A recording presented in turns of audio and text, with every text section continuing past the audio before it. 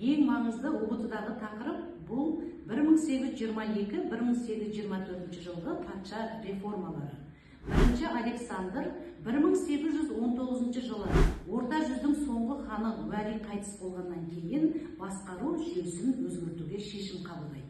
Сонымен 1822 жылы Спиранскийдің жарғысы жария болады. Бұл жарғы бойынша 3 буынды басқару жүйесі енгізіледі. Ең бірінші округ. Округ 15-20 болыстан құралады, оны басқаратын аға сұлтандар 3 жылға сайланады. Екінші болыс 10-12 ауылдан тұрады, оны болыстық сұлтандар өмір бақи басқарады деп шешіледі. Үшінші ауыл 50-70 шаңырақтан тұрады, оны ауыл старшындары 3 жылға басқарады.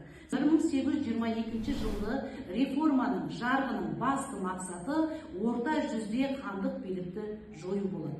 Бұл мақсатына патша жетеді. Әрине, бұл маңызды сұрақты сіздер біліп жүрулеріңіз керек. Егер де толық білгіңіз келсе, маған қосылыңыз.